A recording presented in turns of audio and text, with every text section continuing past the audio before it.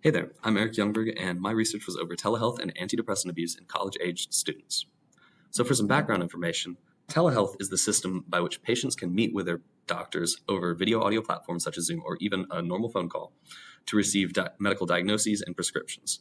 It was very quickly rolled out during the COVID-19 pandemic because of the limited access patients had in person to their doctors as sort of the public health emergency during the time period. It's brought massive benefits across the board for patients, but it has had problems because of that speedy rollout. Not all the legal and practical details could be ironed out in time. So even today, there are very real problems with the system that are still being worked on. One such issue that caught my eye doing background research is that under Tennessee law, for example, a patient can obtain a prescription for a non-federally controlled substance without ever being actually medically examined in person or even really over the video audio platform. Federally controlled substances, for reference, include opioids, other prescriptions that are sort of notorious for chemical dependence and abuse. However, other drugs that aren't federally controlled, such as SSRI antidepressants, can still be abused. Like, research does indicate that whether it's crushing and snorting them for a high or just abusing the pills or just having a physical dependence on them and then withdrawal symptoms when patients stop using them, there is an element of abuse for them. SSRIs are selective serotonin reuptake inhibitors, and they're just a class of antidepressants. So all of this left me with the research question: does telehealth present a real risk of antidepressant prescription abuse going into the future? And if so, what specific demographic groups are most likely to do so? And what metrics could be used to predict that abuse in like a medical setting? To collect data on this, I released an online survey to Reddit. It restricted responses to college-aged students and then asked a variety of demographic questions, including gender, household income, and major in college. It then used a system of 2 main questions with 5 responses each to gauge the likelihood of prescription abuse in each of these demographic groups. So the 2 questions were: how likely would you be to acquire a prescription if you had sound medical cause through each of these 3 media? And then the second one was without sound medical cause, so essentially abusing a prescription.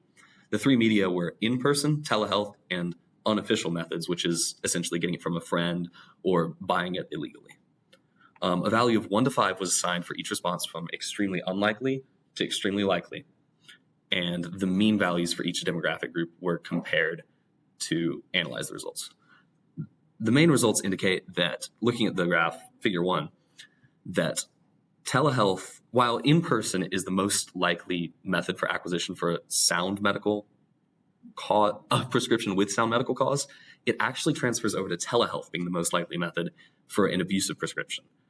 So that indicates that there's some level of risk, even with people who don't really know telehealth that well. This includes respondents who have never used the system of telehealth, that they would be more likely overall to use telehealth than in-person to abuse a prescription, in stark contrast to for getting a sound medical cause prescription. Figure 2 is an analysis of the 3 highest risk groups that I isolated. Well, the high risk groups that I analyzed. The first is respondents who directly responded to a question that they would not be entirely averse to abusing the medical loophole that I described in a brief paragraph that's analyzed in this about Tennessee law. And of course, following that, telehealth was the most likely metric for, or medium for, abuse there. It does have a surprisingly high mean value of roughly 3.7.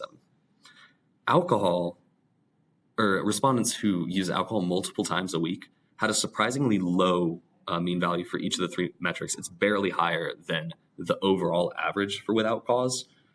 So they are not necessarily a good metric for predicting abuse. Cannabis users, on the other hand, people who use any form of cannabis multiple times a week, has a very strong correlation to prescription abuse.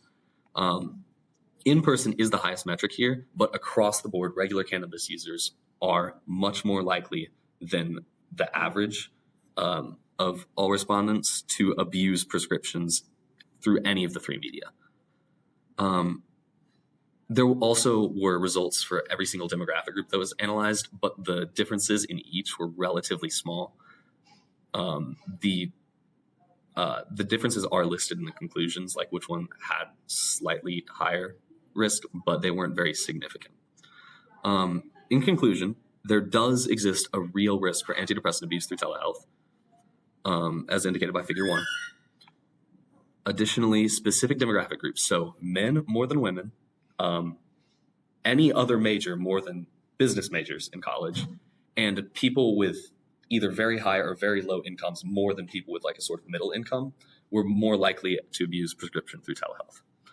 And specific medical questionnaire questions, especially cannabis use, can predict prescription abuse through telehealth. So going into the future, medical practitioners and policymakers should work together to mitigate this problem before it sort of snowballs into something much worse. Thank you.